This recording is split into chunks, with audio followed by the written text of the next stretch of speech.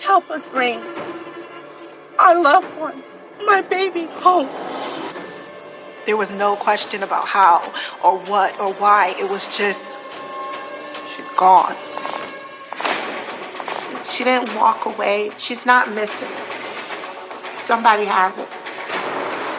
There are some text messages between Alicia and a young man that raised some red flags with us. She had made arrangements to meet with him that night. Like, my head is numb. I'm automatically thinking that he's the culprit. She said, "Can you please just come get me? I need you to come get me right now."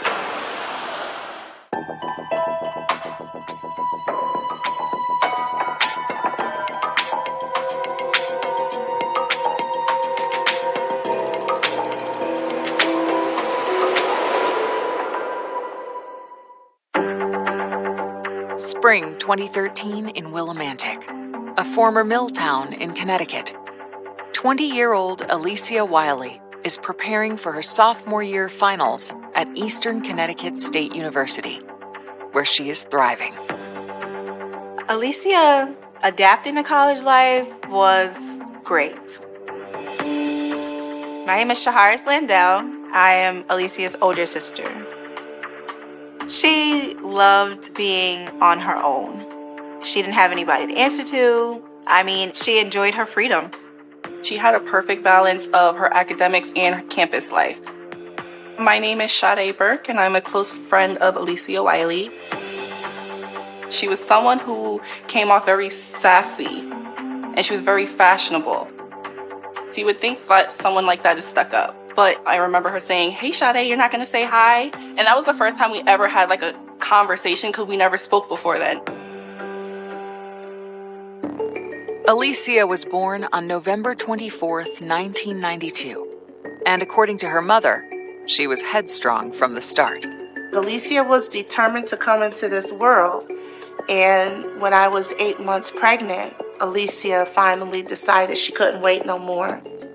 She was so tiny, like she fit in the palm of my hand. We used to call her Lily because her sister really couldn't say Alicia. She will always say Alili. The third daughter of single mother Karina Martin, Alicia forms a tight bond with Shaharis, her older sister. Alicia was the type that would, if she saw me liking something, she would try it out. We fought over clothes because I don't want to give her a bad name, but she was a bit of a klepto at one point. We love fashion. We love dressing up. And that's something that we bonded on, glamming up. But we were there for each other. We were close. Growing up, life isn't easy, but Karina instills in her daughters the drive to overcome adversity. Education was so important because she was a single mom. Making sure that we were able to stand on our own was a huge thing for her. She was just like, you have to have an education. I didn't go to college, but you're going to go to college. Alicia's drive was unstoppable. I was in awe of it. Alicia's hard work pays off with a presidential scholarship to Eastern Connecticut State University. It covers tuition, room, and board. We were ecstatic for her to be a young Black woman and see that people were recognizing her for the content of her character and her exceptional mind, That's huge. That's huge. But on the night of Saturday, April 20th, Alicia's best friend, Sade, is concerned when Alicia never shows to meet in her dorm room as they had planned. We initially started texting, I want to say around 11. She's telling me that she's walking, she's coming to me, she needs a drink. We were just going to hang out. I was waiting for like a text or a call or something that she was coming, and I got nothing. Then I called her twice, and I got no response to that either. But briefly for that moment, I let it go. I'm like, okay, next week it's going to come and she has to go to class. Monday comes, she's not there. Not in class, anything. So now I'm not going to lie, I'm really freaking out. With her anxiety mounting, Sade decides to seek help the next morning. I approach our professor and I ask him, have you seen Alicia? He's just like, no. And he was just like, why? And I was like, well, I haven't seen her all weekend. And then he side-eyed me and he was like, is that normal behavior for her? And I was like, no. He was like, okay, well, I'm going to check to see if she's attended her other classes and then I'll get back to you. Then later that day, I get a call from campus police letting me know that she was nowhere to be found and she's been missing for a few days. My heart dropped because that's when I realized that this was no longer like me just being in my head. This was for real. Later that day, campus police reach out to authorities in Alicia's hometown of New Haven for assistance. A knock came on the door, and my stepdad said, Corey, there's a policeman here asking about Alicia. And I said, she's at school. Why are you looking for Alicia? And he says, well, I was told to do a well check. I was like, a well check? For what? She's up at school getting ready for finals. Why? And that's when they told me that Alicia had been missing. With Alicia now missing for 3 days, campus security contacts the Connecticut State Police. The case is assigned to lead investigator Sergeant Forrest Ruddy. I was contacted to assist the University Police with their missing person investigation. So a detective sergeant, a couple other detectives responded to the campus. They were assigned to interview her roommates, her classmates, her professors in the classes that she was in. Everyone was saying the same thing. We haven't heard from her in days. So that was a little more alarming, and I got more detectives on the scene. Working with university police, investigators attempt to track Alicia's movements and uncover their first clue. I'm Joseph T. Corradino, State's Attorney for the Judicial District of Fairfield. The school was able to access its various data systems, and they were able to document the last time that she was on campus.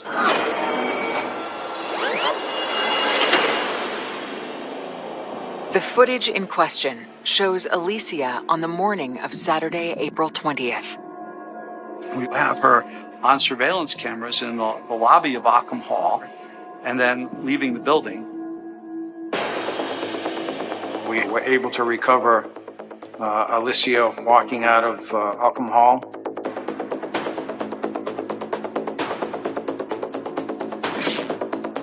And then waiting outside, and a black Nissan Altima shows up.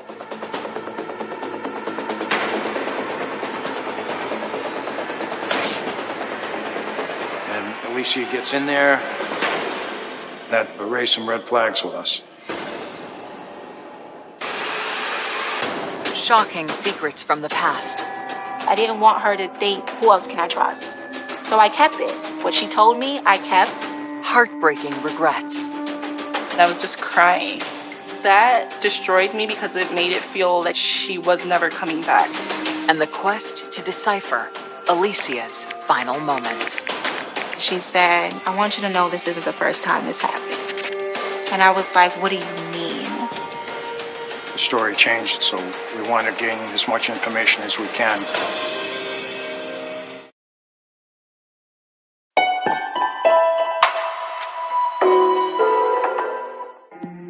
Connecticut authorities are investigating the disappearance of 20-year-old college student Alicia Wiley. When investigators inform Alicia Wiley's mother that her daughter has been missing from campus for 3 days, she's distraught. It took me about 45 minutes to convince the officer that Alicia, she's not missing. She didn't walk away from her life. She's not missing. She's not missing. Somebody has her. The last time Alicia was seen on campus was on Saturday, when surveillance footage captures her getting into an unidentified black car. It was obvious to us that she knew who it was. At that point in the investigation, it looked like, okay, she was a willing participant in that vehicle. University Police Department detectives had been speaking with the family members. They were in contact with the last person known to be seen with Alicia. The family reveals that the person in question is her boyfriend, Jermaine Richards, and that the relationship began in high school. When she was a junior in high school, she was like, hey, I started talking to this guy. That guy was Jermaine. Alicia told me that she was walking home from school one day and he seen her and approached her in a car.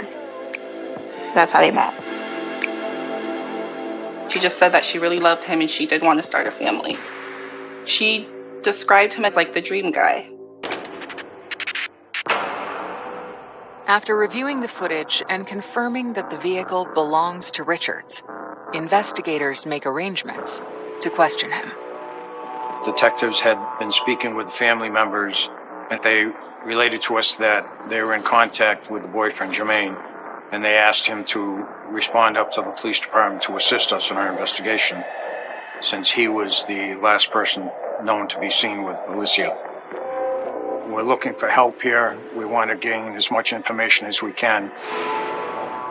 Richards tells police that after picking up his girlfriend on campus a little after noon on Saturday, he then drove an hour and a half southwest to Bridgeport, where they spent an uneventful day at his mother's house. Then he told the police he had dropped her off on campus on that Saturday, sometime shortly before 11 p.m. He left her at the Dairy Queen, which is about 2 blocks from the main gate of the campus, and he came back to Bridgeport. According to Jermaine, he hasn't heard from Alicia since dropping her off. So at the time we spoke initially with Jermaine, we looked into his background. He didn't really have that much of a criminal history. The family also had mentioned that he was in the nursing field, healthcare assistant, at home care and things like that. In interviewing his mother, she pretty much said that she had seen Alicia and Jermaine at her house in Bridgeport the night before. They were getting along, didn't seem like anything was wrong, so she said there was no issues.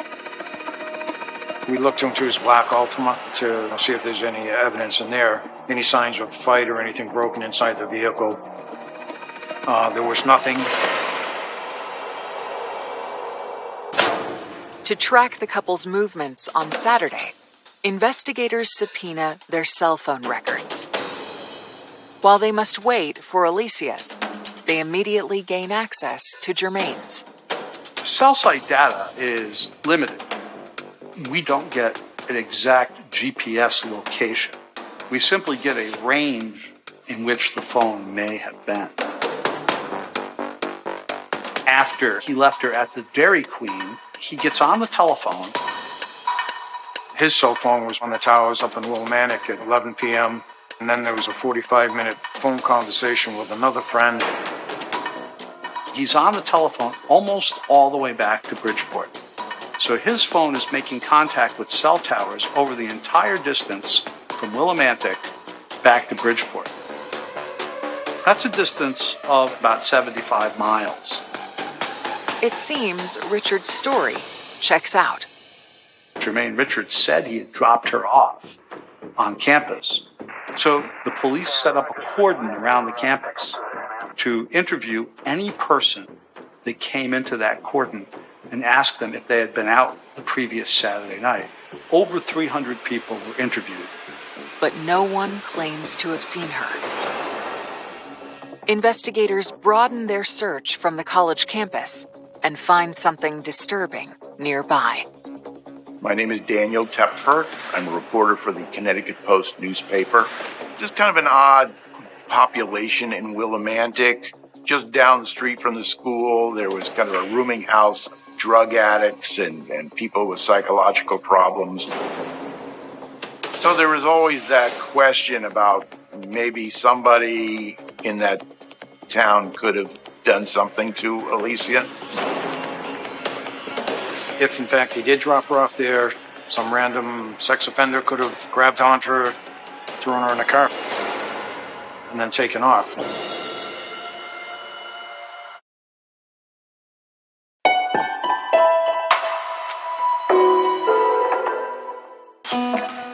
In the days after Alicia Wiley goes missing, investigators are looking into the possibility that she was abducted after her boyfriend claims he dropped her off on Saturday night near campus. If, in fact, he did drop her off there, some random sex offender could have grabbed onto her, thrown her in a car, and then taken off.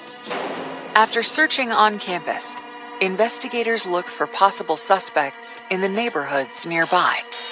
We checked with our sex offender registry, the local PDs, every police department in that area. We spoke to all of them. Everyone was alibied out.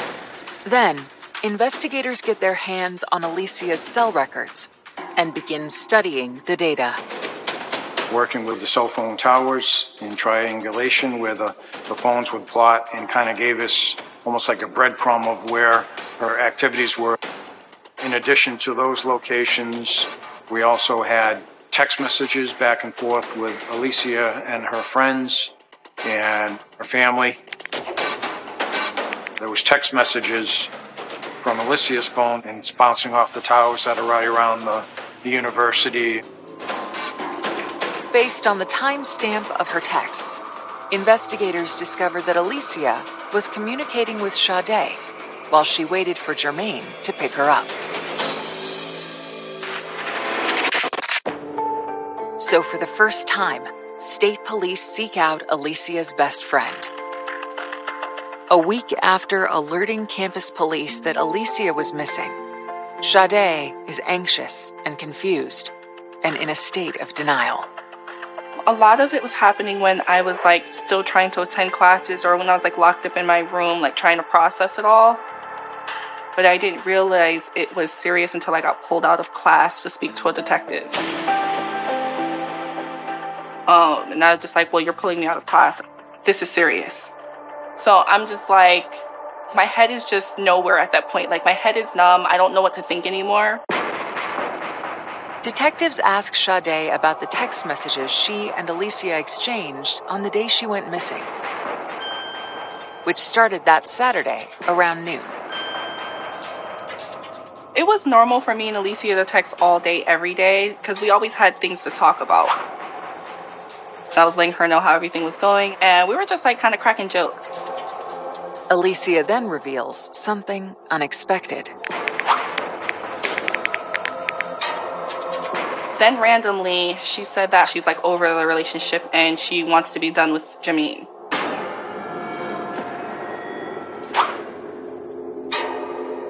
The text wasn't odd to me, because I feel I knew Alicia was going to break up with Jermaine soon. I just didn't know when. What caught my surprise was not the fact that she actually was breaking up with him, just that she did it sooner than I expected. According to Sade, once Alicia started college, her relationship with her long-term high school boyfriend began to change. As me and her became closer, and the more we hung out and the more I started to bring her around the friends I was around, she started to meet other guys. And of course, they're more studious. They're upstanding guys. You know what I mean? They're in college. Jermaine is somewhere else.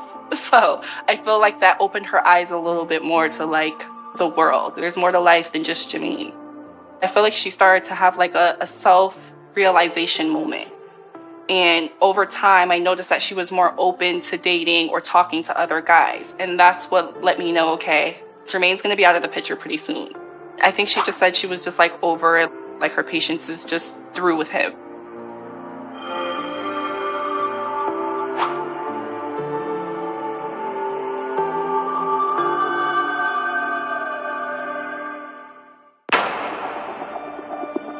Sade tells police that she didn't hear from her friend again until later on that night, around 11 p.m. She's telling me that she's at Dairy Queen and she's walking, she's coming to me. And the text said, "It's over, I'm coming over, I need a drink." And I just replied with okay. Anxious to hear about the breakup, Sade anticipates Alicia's arrival, but she never shows. It's weird that she didn't reach back out to me. She said she was coming and never showed up. Something's not right, something's off. The 11:03 p.m. text to Sade is the last communication from Alicia's phone. Alicia's phone is bouncing off the towers that are right around the university and the town of Willimantic. But then the phone stops and nowhere to be found.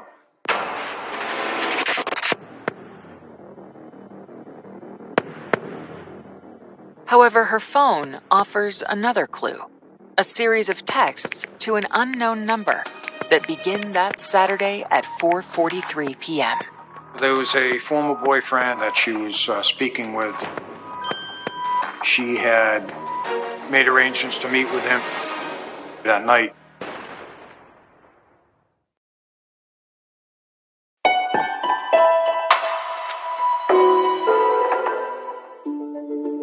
Investigators in the Alicia Wiley disappearance case discover that while she was spending the weekend with her boyfriend, Jermaine, she was communicating with another man. There are some text messages later in the afternoon between Lily and a young man that she had known before becoming involved with Jermaine. And in that set of texts, she suggests that perhaps he could come over that night and asks what time he's getting off work. And they went back to talk to him just to see if he had any information on where she could be. The young man tells police that Alicia's text messages stopped late Saturday afternoon, and he has not heard from her since. He showed some real concern for Alicia's whereabouts. I mean, he's really seemed that he really wanted to know and wanted to help. He gave us a story, we followed through with it, and his story checked out. That young man worked at a restaurant in New Haven until 11 o'clock at night. According to Jermaine Richards, at 11 o'clock at night, he had just dropped Lily off back in Willimantic. So, in effect, Jermaine himself rules that young man out as a suspect.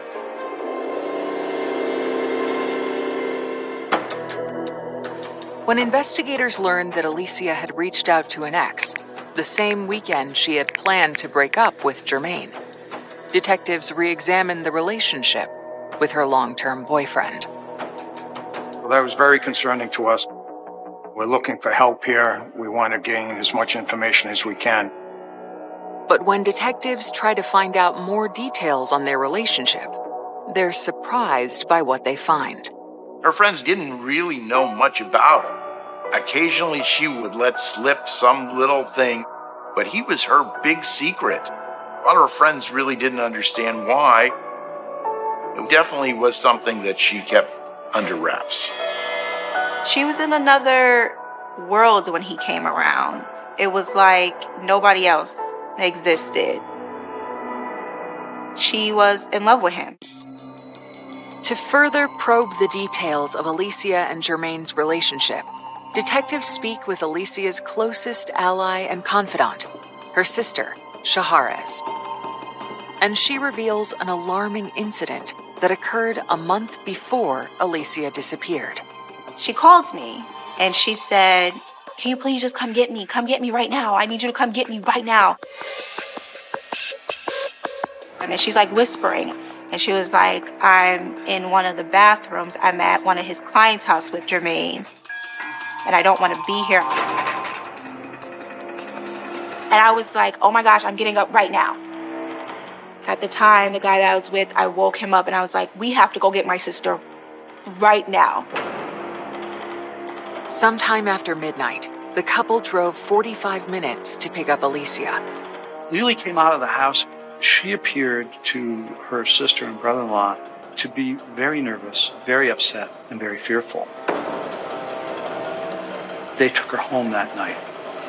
And I'm like, what happened? And she's like, I just was trying to talk to him and he just got so mad and he put me on the bed and he was like smothering me. He was like choking me and like he started fighting me and I don't even know why. She said, I want you to know this isn't the first time this happened. And I was like, what do you mean? And she was like, this isn't the first time that he's like put his hands on me. And I said, well, you don't have to tell me everything. You don't have to if you don't want to, but I'm here for you. And she just got up and walked back into the living room. And we went to sleep. Despite the encounter, Alicia had difficulty breaking the alleged cycle of abuse. There was a night that she stayed with me during that week, and we woke up, and she was gone. She came back in the house, and we were like, where did you go? And she said she went to go meet with Jermaine. At that point, I was so pissed because I'm like, this guy was suffocating you, like he's trying to harm you, and I don't want you to go down this road. She didn't want to hear that. I think a lot of people remain silent when it comes to intimate partner violence and domestic violence and teen dating violence because they love the person that they're with. There's this thought that this person will change and they will make changes and it will never happen again. The violence will never happen again. And so they hang their hopes on that particular thought, that it did happen. I know it happened, but, he said he's going to change. I didn't want to lose her to me running my mouth. Like, I didn't want her to think, okay, now I told her, and now she's going to go and tell everybody else, and then now I'm just going to go back to the same situation because who else can I trust? So I kept it. What she told me, I kept until one day she was gone.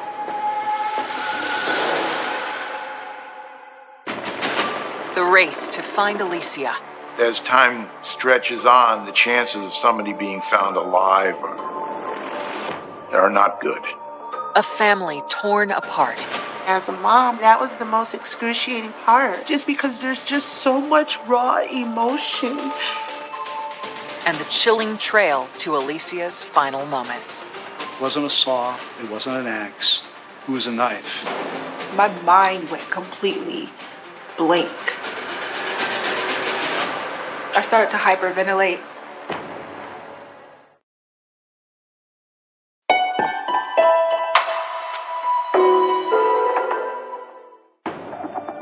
When Alicia's sister, Shaharez, tells investigators that Jermaine tried to strangle her sister a month before she disappeared, they are alarmed. With the domestic violence, obviously the story changed, so we continued our investigation on that. Police fear that Alicia's intent to break up with Jermaine that weekend may have triggered a violent reaction. When detectives reach out to him, he refuses to come in for further questioning. So that was very concerning to us, because here we think, okay, you're the boyfriend, you should show some type of concern for her safety, assist the police. So that raised some red flags with us. Then about 2 weeks into the searches, one of the detectives that was assigned to our case said to me, Shaharez had told us she went to go and pick up Alicia, and he tried to strangle her. And as a mom, that was the most excruciating part. I wasn't aware of the whole incident with Alicia and Jermaine. Alicia never brought it up to me.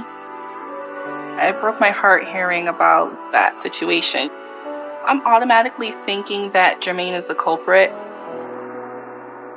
Maybe he took her. With no concrete evidence, police turned to the family in hopes of putting pressure on Jermaine. The family of a college student who has been missing for more than a week is reaching out to the public for help. The detectives, they asked me to talk to the media. They wanted to set up for a press conference. We were all scrambling, trying to figure out how did we get to him. And I says, listen, I don't know what to say. And they were like, just don't specifically talk about Jermaine, but you can talk as if you're talking to him. And that's what I did. We need for anybody who knows something, and I know there's someone out here who does, to come forward. Please help us bring our loved one, my baby, home. To try and beg someone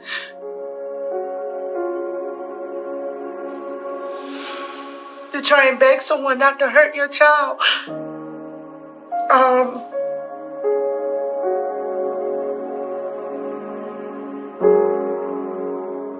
So yeah, but you do what you have to do as a mother. And I would have done anything.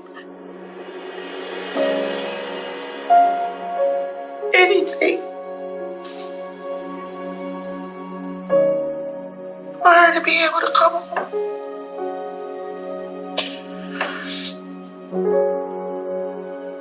Sorry. People were out trying to find Alicia, but as time stretches on, the chances of somebody being found alive are not good. And in this case, I mean, we were going from days to weeks to months now. I was just crying. That destroyed me because it made it feel like she was never coming back. To focus their efforts to find Alicia, investigators search along the route he drove on the night she disappeared. She's last seen in Bridgeport with Jermaine Richards. And her school is in Willimantic. It's important to understand that in figuring out what happened on the night she disappeared. On May 17th, a month after Alicia went missing, a search party summons Sergeant Ruddy to a location near Bridgeport. So we get down there. It's like a cul-de-sac. We walked into the woods, observed what we had. Partial human remains. It's essentially an arm and a leg in a substantial state of decomposition. And once you realize that these are human bones, of course the question is, well, what happened to the rest of the body? A DNA test later confirms the victim is Alicia Wiley. While examining her remains, investigators draw a chilling conclusion. The medical examiner determined that those remains had been disarticulated by an edged instrument. It wasn't a saw, it wasn't an axe, it was a knife. That's a skill set that one who knows human anatomy would have to have. Jermaine Richards completed the course of study prescribed for a licensed practical nurse. Among the things that he needed to know was human anatomy. The area where the remains were was actually about 1.5 miles from his house. This has now gone from missing person case to horrendous murder case. Soon after the discovery, investigators make a difficult call. They told me that we're sorry to inform you, but it wasn't a body that we found. My mind went completely blank. I started to hyperventilate. Not only did he murder her, he threw my baby away like trash. And I just remember I just started bawling. I just couldn't take it. To build a case against Richards, investigators re-examine his alibi for the day Alicia disappeared. The discovery of Lily's remains exploded his story about taking her back to Willimantic. Why would the defendant drive her all the way to Willimantic only to leave her off 2 blocks from the school? The added twist to this is that she had texted her friends at college that she was on her way back after breaking up with Jermaine. And that added to the mystery. And we have no idea who sent texts to Sade Burke. In all likelihood, it was not Lily sending those texts. On May 17, 2013, police issue a warrant for Jermaine Richards' arrest. Tonight, police say Jermaine Richards of Bridgeport has surrendered to police. They say that Richards is charged with murder as well as kidnapping in the first degree. But District Attorney Joe Corradino must overcome daunting challenges to secure a conviction. There's no glove, there's no knife, there's no smoking gun, there's no blood stains, there's no DNA. All the things that normally you would find in a murder scene, there is nothing. There was a genuine concern that Jermaine Richards was going to get away with this crime.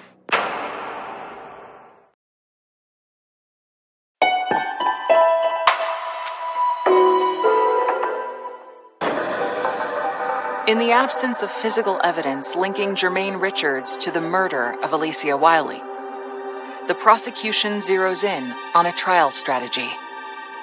The prosecution took a completely different tack. Our focus was on the issue of domestic violence. It was important for the jury to consider what was happening in that relationship. It's not easy to leave a relationship. It's not easy to get out. When you're in it, you don't truly understand the dynamics. People forget that intimate partner violence is not just physical. It's emotional, it's psychological. But we all need to understand that the most fatal time for anyone getting out of a domestically abusive relationship is the leaving.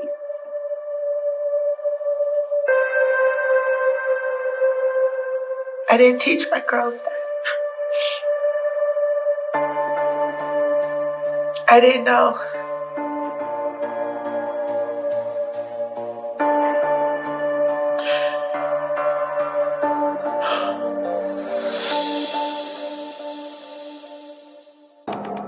After presenting their domestic violence-driven case, the prosecution rests, and the jury announces they've reached a verdict. I remember I was sitting with Karina. We were like holding each other's hands the entire time. We were both super nervous. We didn't know what was going to happen. And then the foreman said guilty.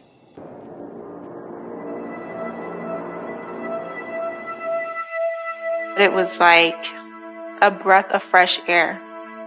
It was just thank God the entire time. Like I was just so happy. I prayed so hard, so much. Like that's all I can do was be happy. Like finally.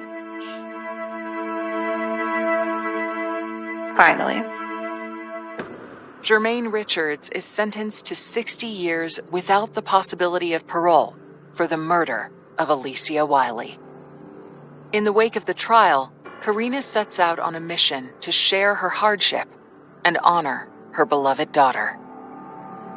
The horrific loss of her daughter didn't paralyze her. It didn't numb her. What it did was it motivated her. We started a nonprofit organization called Mothers of Victims Equality to bring up awareness about different scenarios of domestic violence, not just on those that are going through it, but also the family members and the community as a whole. Years later, Shaharez recalls the final moments she spent with her sister, a few weeks before she was killed, and a heated exchange about Alicia's relationship with Jermaine. We just got into this huge argument, and she was like, I'm so sick of this. I'm so tired of this. I couldn't understand what was happening inside.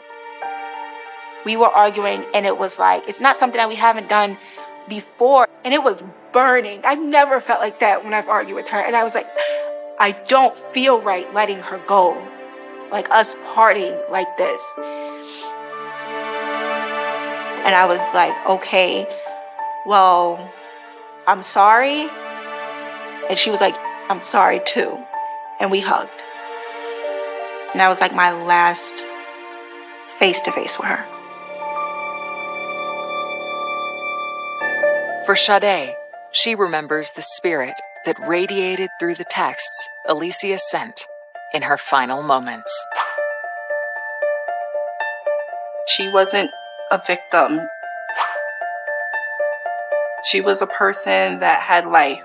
She was someone who was strong. She was someone who was trying to get out of the situation, which is why I always tell women whenever they're dating men is to make sure you love yourself first and foremost.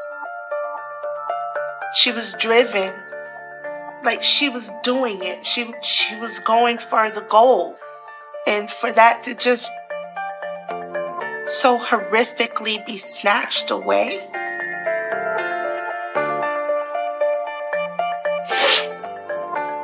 It just hurts, it hurts. So.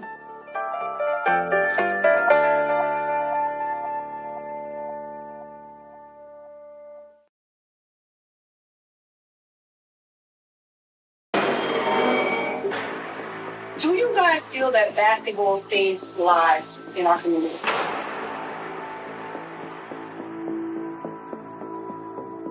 Oh, yeah, it's definitely. Can't be out in the streets. As it is, that's all it is. So if you're in the gym, versus being in the streets, you might have just missed a bullet that was somebody else before you.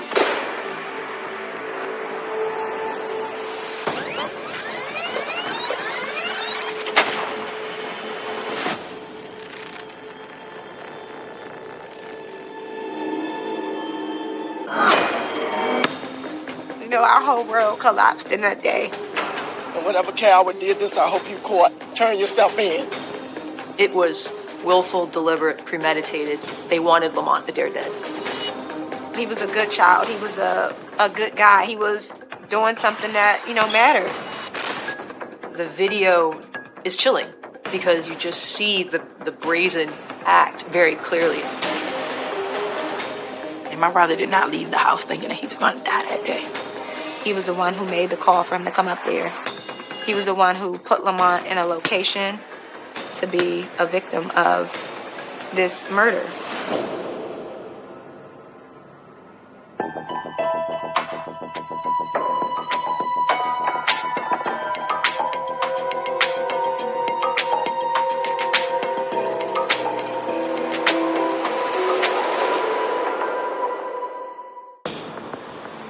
Summer 2018.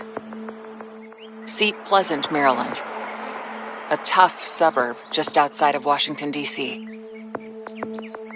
A 24-year-old aspiring basketball star, Lamont Adair, has just earned the opportunity of a lifetime.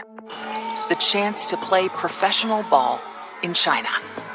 Oh, he loved basketball. It didn't matter what was going on. If someone called him, Lamont, you want to play ball? He was there. I'm Urania Jackson. I am Lamont's older sister. He always had a basketball somewhere in his hands. Next to family, basketball was everything. You think it's funny, too? You think it's funny? He was just really excited. My name is Darlene Rainey. I'm Lamont William Jr.'s mom. He didn't care if he went overseas. He didn't care if he played for the NBA. He just liked to play ball. I thought he played better than Michael Jordan, but you know. For him, it was like the break that he's been waiting for. Everything was falling into place. Everything was going the way he wanted it to go. Lamont's path to professional success was full of adversity, but he's always had the support of an adoring family. Lamont was born on October 23rd, 1993, in the morning, the day of my baby shower. I was helping, well, I wasn't supposed to be helping with the baby shower, but I was. So I started having labor pains. We were setting up decorations and everything, and she started having contractions, and she drove herself to the hospital. I was in the 6th grade, and I remember being so excited.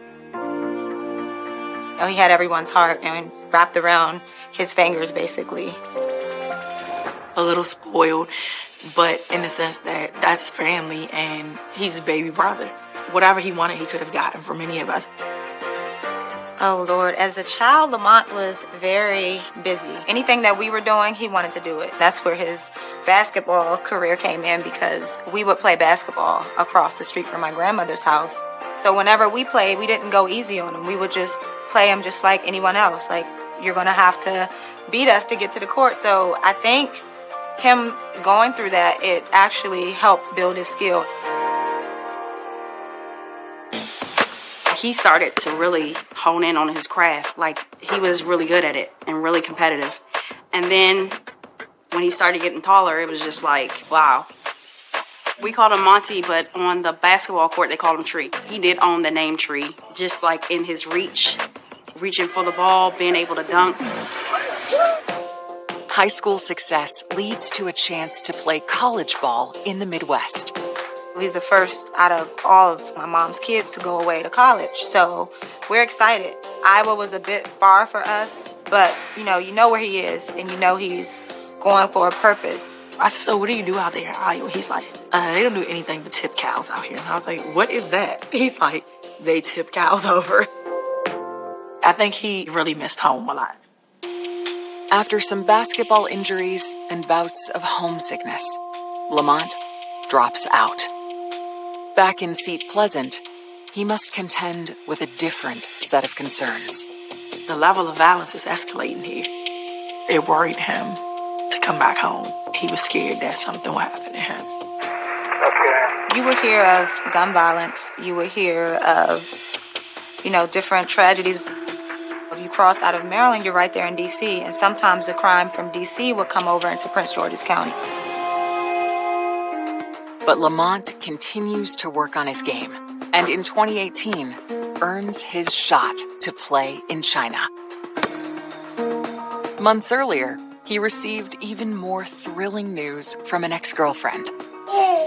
Lamont is going to be a father. His son's name is Makai.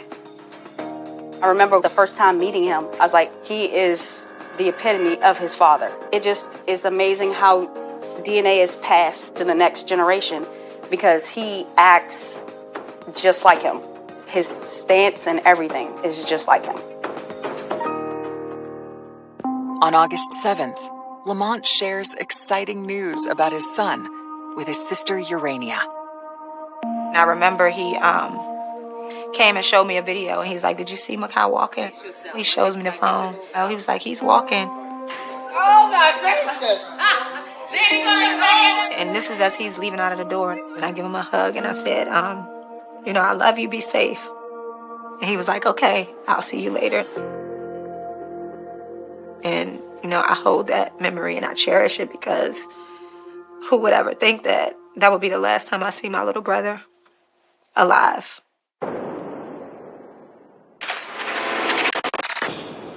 The next day, Lamont's older sister receives an alarming call. I'm at the gas station pumping gas. The phone rings.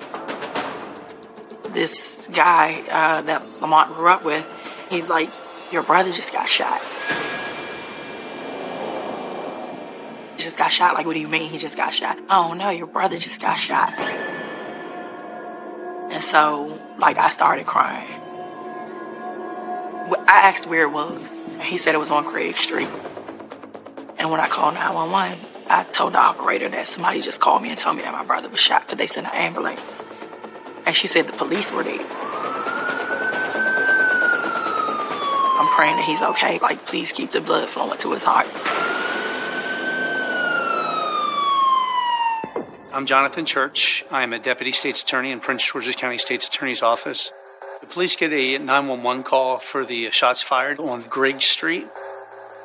And when they arrive, they find that a man was suffering from multiple gunshot wounds. My name is Thea Zumwalt. I'm an assistant state's attorney in Prince George's County, Maryland.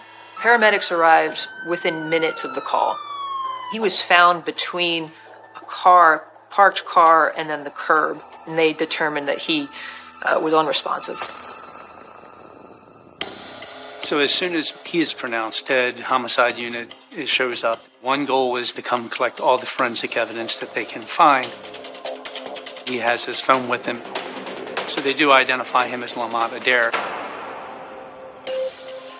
And then that starts the homicide detectives running. The reports that they were getting was that a car drove by and was firing.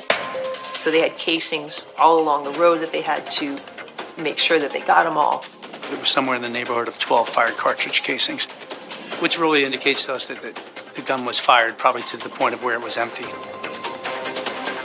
It was apparent based on the location of the gunshot wounds that some of those are what's called defensive wounds, where he was moving and trying to avoid being shot at, which would give you an indication that the person was walking up on him as he was firing as well.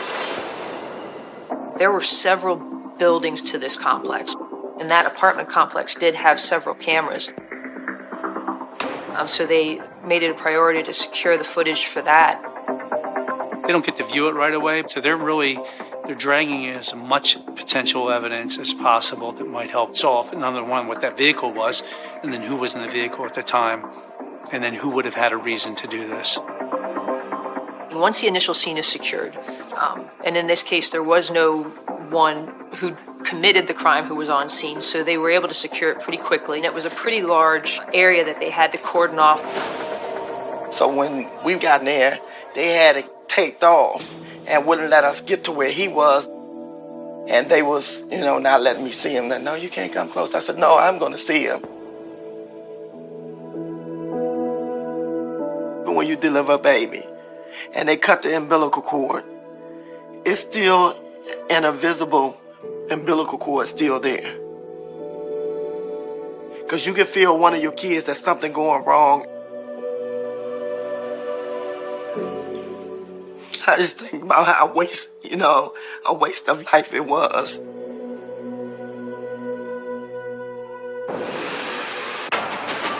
Investigators discover critical clues in Lamont's final moments. This person who shot Lamont knew him. A surprising motive emerges. The phrase everybody uses is the streets are talking. There were several rumors that he was a snitch for the police. And the killer's inner world is revealed. He's hot-headed. He gets angry.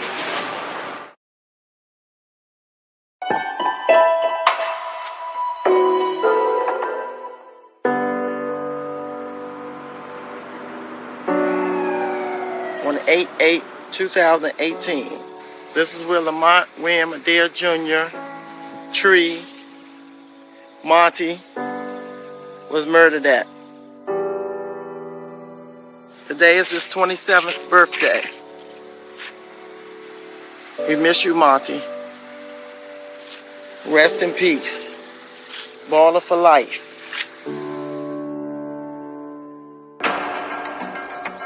As investigators process the scene of Lamont Adair's murder, local media race to cover the tragedy.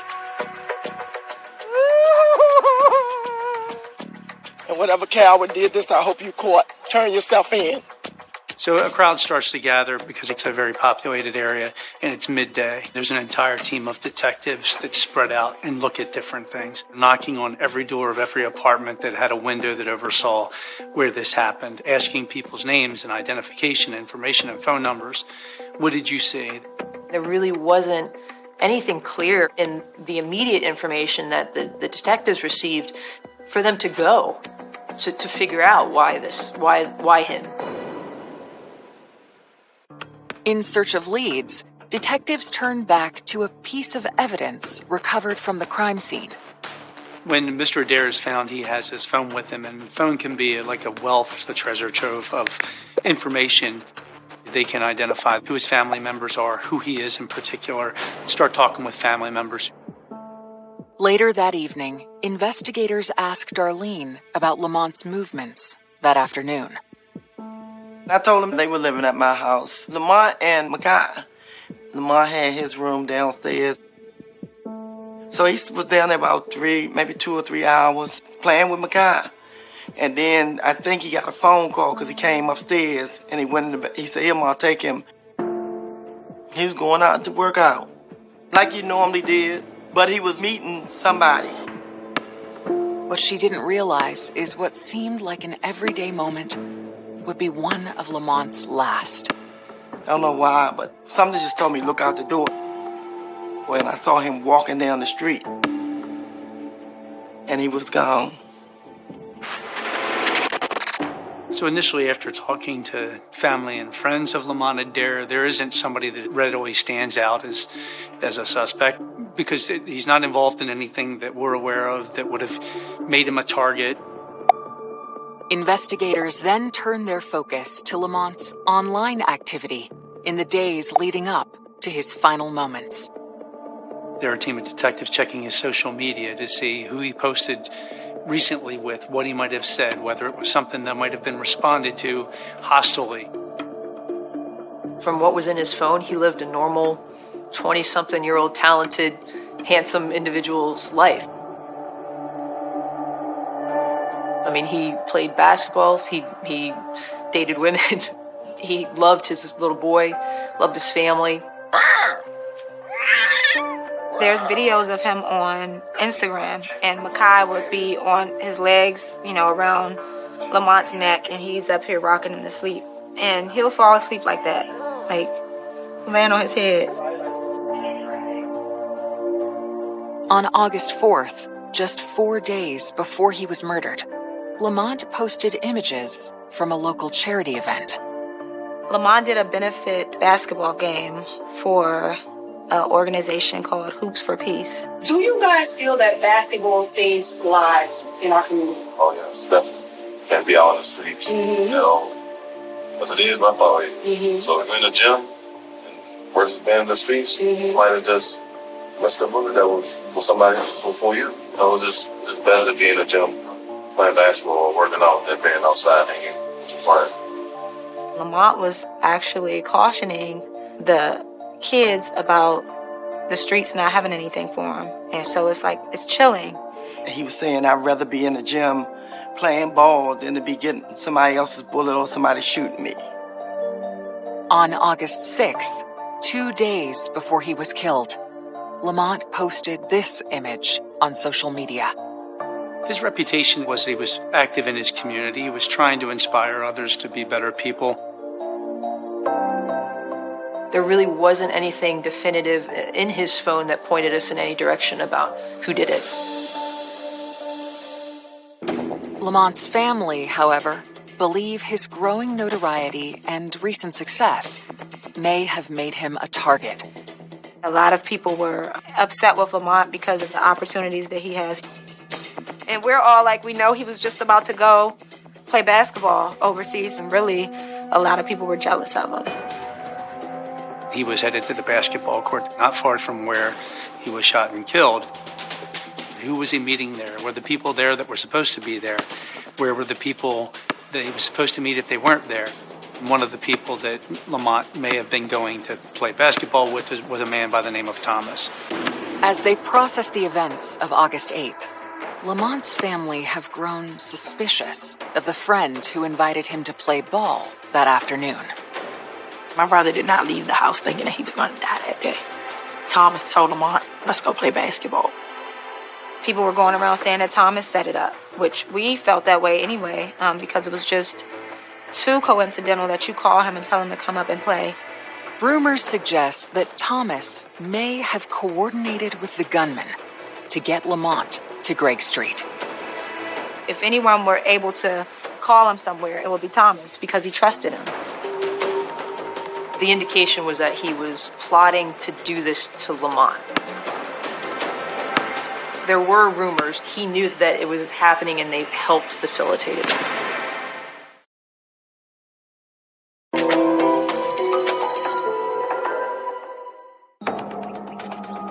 Lamont's family have tipped off investigators to a friend who may have been involved in the murder. Thomas was somebody who was on scene at the time of the murder. Detectives were looking at him as possibly being involved, or at least not telling what he really knew about it. Thomas was one of the first names that I gave to the detectives. He was the one who made the call for him to come up there. He was the one who got him to come out of the house. He was the one who put Lamont in a location to be a victim of this murder. Police actually interviewed Thomas. He came into the station and they interviewed him there to determine whether he might have been involved or what he knew. Investigators begin by questioning Thomas about his plans for that day. So when police talked to him, he's very quiet, trying to figure things out. You can tell he's contemplative. He had not yet met with Lamont and didn't know anything that was useful. They just didn't get any information that was usable from Thomas. Detectives then set out to validate his version of events. We had 6 or 7 cell phone dumps that we went through. His phone was pulled, and there was no indication that he had anything to do with the murder of Lamont Adair. They could tell that he called Lamont up to the scene. He was the one who made the call for him to come up there. But they didn't feel like he was involved. After clearing Thomas, detectives gain access to the footage from the housing complex that could reveal Lamont's final moments.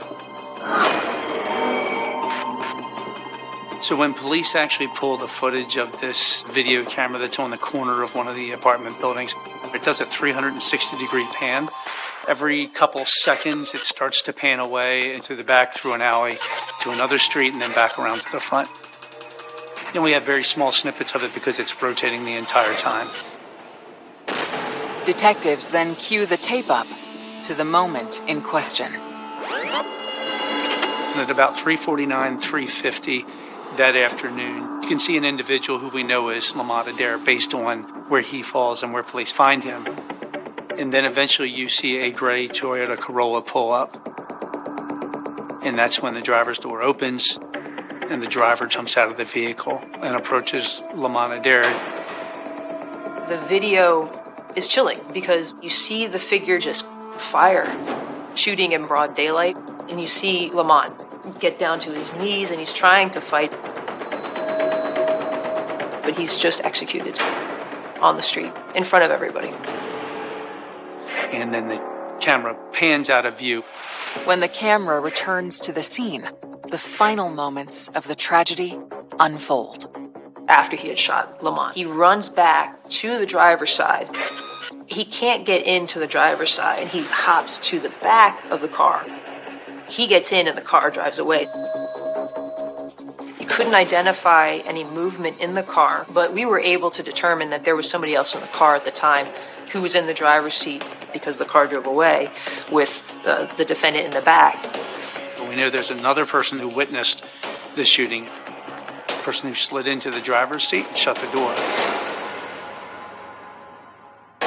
To me, this person who shot Lamont knew him. I mean, it was willful, deliberate, premeditated.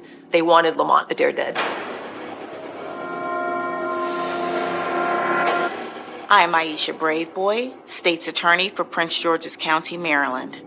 Surveillance video can be extremely helpful in identifying suspects. In this case, however, it was very, very grainy, so it was very difficult to make out the features of the suspect. You can tell that the driver who exited the car had dreads, was an African-American male. Beyond that, there was nothing in that video that could tell us who that was. It was a very small, common car, gray in color. There was nothing unique about it. There was no way to tell the license plate. But upon rewatching Lamont's final moments, they observe someone else who may be able to identify the killer. So the shooting takes place right here, but in the video you actually see this maintenance worker had pulled up to the main street where the defendant's car was traveling. But you saw in the video, they saw everything. And then initially when I reviewed this video, I said to John, like, let's get this maintenance worker in. Days later, investigators bring this eyewitness in for questioning. How you doing, sir? I do appreciate you coming and taking the time to talk to me. I'm sure you're busy and really don't want to be a mole. I just want to get some basic information from you. And what do you do over there?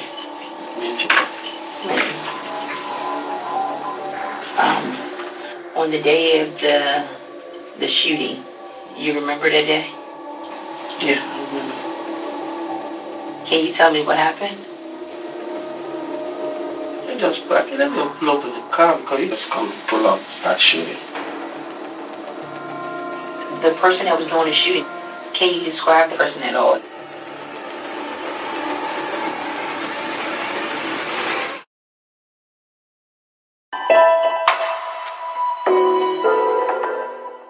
Right. We missed them.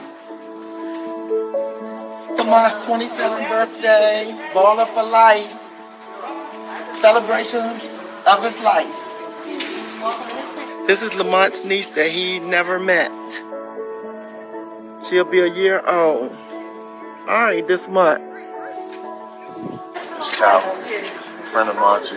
Man, we miss you down here. You know, you locked more there forever. Be your family, real friends. Happy birthday, happy 27th birthday. We love you, miss you.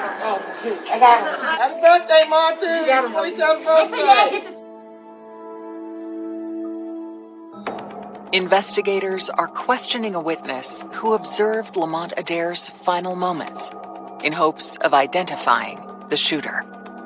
On the day of the shooting, you remember that day?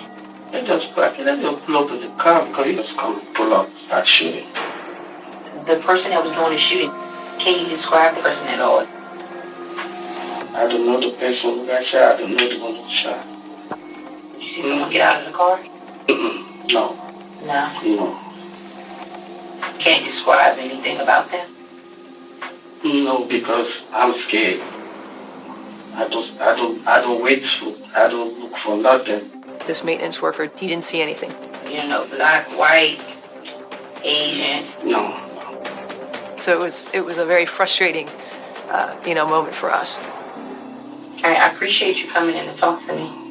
I mean, of course, I wish you had more information, but I appreciate you. The witness's failure to identify the shooter highlights a major challenge detectives are facing. Sadly, there is an anti-snitching mentality for witnesses, and a lot of that probably is out of fear. And they've got to live with the people that may have been involved in the incident. I understand the very real danger that people may feel if they do talk about cases. But in this particular case, it was so frustrating to see the number of people out, and nobody saw anything who could really tell us where to go. In the face of community silence, Lamont's family decides to speak out. The neighborhood didn't talk. So we got together as a family and we're like, well, we need to go up there and protest. We walked from the street where he was murdered all the way down to the rec center. What do we want? Justice! When do we want it? Now! The thing that mattered to me most was making sure someone opened their mouth enough to find out who did this to my brother. Don't sit and hide behind the windows and curtains. Tell what you know. I said, today is my son, Lamont William Adair Jr. Tomorrow it could be your father, your brother, somebody you love, so you would want to tell what happened because you would want somebody to tell you what happened to your family member. In the days following the protest, it's apparent that their message is getting through. People had started inboxing me from seeing us on the news, from seeing us up there protesting, from us pleading with the community members to speak up. The detectives fielded many reports from the family about what they had heard, who they heard it from, and the family was really active in trying to just find out information and funnel it to the detectives. One rumor suggests that an incident in Lamont's past made him a target for revenge. There were several rumors. One of them was that he was possibly a snitch for the police. That was basically that came up because he had recently, prior to this, had acquired a weed charge where he was found in a car smoking some weed. Like most of the kids his age, Lamont has started recreational use of like marijuana. I think that's the way that he, detached from his issues or problems. And he had gotten into some trouble, and they arrested him. It seems that after the arrest, some individuals may have viewed Lamont with suspicion. I don't believe he was in jail for very long when he had been arrested for that. And certainly some of the rumors that circulate is that if you're out quickly, that you must be working with the police. And I guess the phrase everybody uses is the streets are talking. And so some of the original rumors that went around were that potential suspects could be people who weren't happy about that. Detectives reach out to their partners in the narcotics unit. It wasn't a big charge. There would be no reason for him to want to subject himself to the dangers of becoming a snitch to work off a weed charge. We had no knowledge that he had been working with police on anything. Lamont didn't tell on anybody. He took the charge, and then he put that moment behind him, and he moved forward. Like that little scare turned his life around. It's another dead end. But then, a friend of Lamont approaches police, claiming she has knowledge about the gunman seen on the surveillance video. Do you want something to drink real quick while I get my stuff? No, I'm fine. State your full name, please. Kenya had asked to talk to the detectives in charge of the case because she believed she had some information about who had done it. And that's when the case really got started. Detectives begin by asking Kenya about her connection to Lamont. He's been over my house, but Lamont has been my friend for so long, I would never do anything to put him in any type of harm's way. So, explain to me, you said you believe you know a motive. Kenya then reveals something that she previously kept secret. She and Lamont were more than just friends. So I'm not denying that Lamont and I had anything going on. When did you start sleeping with Lamont? We didn't start sleeping together until like June. And that's why I'm coming here. According to Kenya, the relationship with Lamont pushed her ex over the edge. What makes you think that, because of everything that was going on between you and him, that he would go and kill Lamont? I really feel like he did it.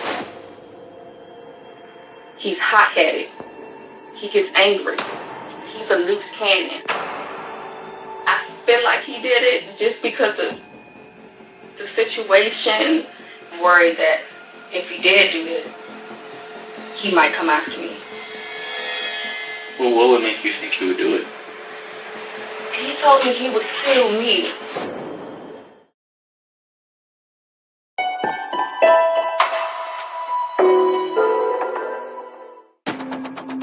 On August 10th, 2018, a woman named Kenya tells investigators that her ex, Franklin Scott, may have killed Lamont Adair. She wanted the police to know that she and Franklin Scott had a pretty tumultuous relationship consisting of several protective orders, but also 2 young children. So they were on again, off again. I believe there was allegations that he had tased her. So there was definitely a rocky relationship there. That relationship officially ended in the beginning of May of 2018. Because he's seen that Lamont was so supportive of me. He hacked into my Snapchat and he's seen how often Lamont and I were together. Franklin Scott was clearly obsessed with Lamont Adair and the relationship that Lamont had had with Kenya. Frank is short. He's like 5'3", and he's always self-conscious about that. Like, you don't want me because I'm small, I'm short, you want to talk. It's so messed up that you just moved on with a basketball player. He lost it, knowing that she ran to basically his worst nightmare, a talented, tall, good-looking guy. It makes me cry, but I really feel like he did it. Then she offers more details that increase the detective's interest. What's he look like? He's short. He's about 5'3". He has dreads. What kind of hair does he have? He has dreads, long dreads. How long are they? Maybe like down there? Yeah. He had long dreads. He matched the physical description of the person who conducted the shooting.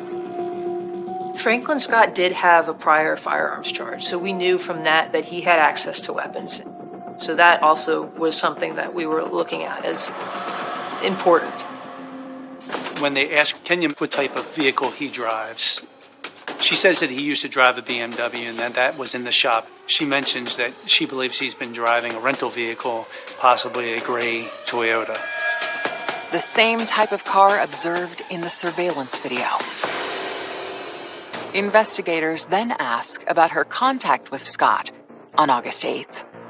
She told police that she received a phone call from Franklin Scott the day of the murder. She was at work at the time. He was in the car driving when I was speaking to him. Do you remember hearing any voices? Anybody else that could have been with him? It was somebody else with him. He has I know his voice is kind of deep but high at the same time. She said she recognized that voice to be Elijah Wan Jackson because his voice is characteristically raspy. It was O.J. Jackson. He had a nickname of O.J. the Shooter. He had a prior record as well. If you had to leave right now and go find him, where would you go? I don't know. Mom, maybe at OJ's house. At the time, the detectives were looking everywhere for him. They put out feelers everywhere trying to track him down. But after the murder, they were already gone. To narrow the search, they continue to focus on the vehicle spotted in the video. It's not until Kenya kind of comes out and we find out that the suspect rented a vehicle. She mentions a gray Toyota. Eventually, they do locate the rental vehicle parked on a street in the Seat Pleasant area. After the murder, Franklin Scott basically parked the Corolla and walked off. A search of the car reveals bullet fragments inside. But there's no sign of the murder weapon. Then, in their quest to locate Scott, investigators recall a detail from his criminal past. They knew that he had to report for his pending gun charge in Anne Arundel County. Well, one of the detectives realized that Mr. Scott had a court date. And so on August 23rd, Prince George's County Police Department were sitting on the Anne Arundel County Courthouse in Glen Burnie, Maryland, waiting for Mr. Scott to show up for his court date. And it was then that they arrested him for the murder of Lamont Adair. If he had thought that Kenya would be likely to talk, I think he wouldn't have set foot in that courthouse. He's taken to the Criminal Investigation Division for the Prince George's County Police Department, and he asks for a lawyer so that police never get a chance to speak to him. Eager to collect more evidence against Scott, detectives begin monitoring his phone calls from prison. Within the week that he was arrested, he had made some jail calls asking his acquaintance to help him get rid of his babies, which the detectives were able to determine he was talking about his guns. Locating the weapon used in the murder would bolster the prosecution's case. Unfortunately, they listened to the jail calls a couple days after they were made, so by the time they were able to get a search warrant and search the house, There was no indication of any firearms there. The failure to find the weapon is a blow to the investigation. What we had at that time was not enough. It was enough for probable cause, which got Franklin Scott to be arrested, but it wasn't enough to find him guilty beyond a reasonable doubt.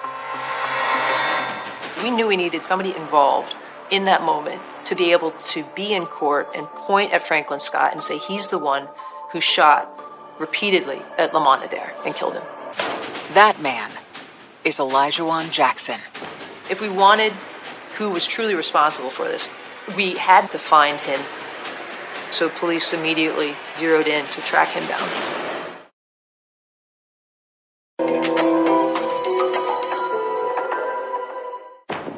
To bring the killer of Lamont Adair to justice, investigators must track down his suspected accomplice, O.J. Jackson.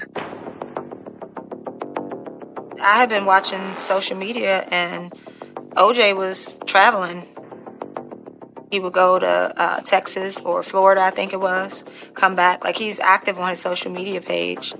But 16 days after the homicide, police get word that Jackson has returned to the Seat Pleasant area. On August 24th, police find Olajuwon Jackson at his home, and that's when they bring him in to interview him about his involvement. They interviewed him pretty extensively for a couple hours. At the end of the interview, he got real quiet, and the detectives asked him something, and he indicated that he wanted to talk to his mother. And his mother came in, and you saw a pretty profound exchange. His mother tells him, you need to tell the police the truth. You don't need to be going down for this. You need to be honest. Olajuwon Jackson is finally ready to provide a first-hand account of the tragic events captured by the security camera. He made it sound like he bumped into Franklin Scott as he was walking. I think that Franklin Scott picked him up. He hears Franklin Scott say, there he goes. The car slows down, pulls a gun out of the driver's side door, handle shoots out the window a few times, opens the door, and jumps out of the car. And he says the car keeps going. And he jumps over into the driver's seat and put the brake on. Then Jackson observed Lamont's final moment. Scott is standing over Lamont Adair and firing. I think it all happened so fast, and it was a surprise to OJ. OJ Jackson just wanted to get out of Dodge. OJ indicated that he was not expecting it. However, he did get into the front driver's side seat. He was ultimately charged with accessory after the fact. Franklin Scott accepted responsibility for what he did as well, and primarily because he knew that Olajuwon Jackson was going to offer testimony against him. Franklin Scott pled guilty to first-degree murder. I'm pretty proud of that. It's a more certain outcome than going to trial. So I'm happy with the results. Olajuwon Jackson is serving a 6-year sentence. Franklin Scott is serving 50 years.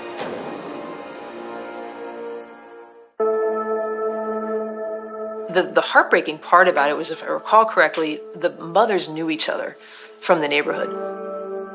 That was a really profound thing to sit and observe. I mean, I know Franklin's mother, but I hadn't seen Franklin in a long time, so I couldn't identify him from a cracked egg. I walked over, I said, how you doing? And she just started shaking and crying. My son was the one who killed your son.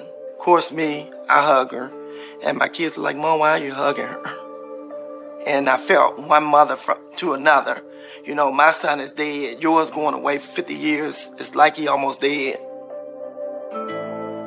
But I told him, I said, I have to forgive you for the God in me, but I'll never forget what you have stole from my family, me and my family.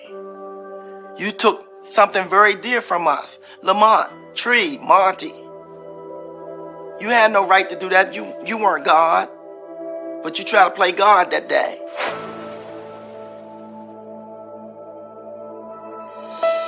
With the murder case resolved, the family continues to process their grief and replay Lamont's final moments. Makai had just started walking right before Lamont passed. He shows me the phone, and I'm just like trying to hold back the tears. I had a feeling about Lamont, like it was the last time I was going to see him. It was very weird when I think about it, and how I felt like I had to just let him go because I was getting teary-eyed, and that was the last time I saw Lamont. Him sharing a moment from Makai being able to walk. I wish I had offered him a ride that day. It's a lot of things you look at and you're like, you could have done differently, but yeah. I don't know. I just, like, I think about him all the time. You know, Lamont knew we loved him, and he loved us. And at the end of the day, nothing else matters. Go ahead. When you look at it, the person touches like so many people, and it's disappointing because he had a bright future ahead of him. I'm just proud of him for the man that he was and who he was trying to become, you know, for his family. Gone too soon. Very, very hard.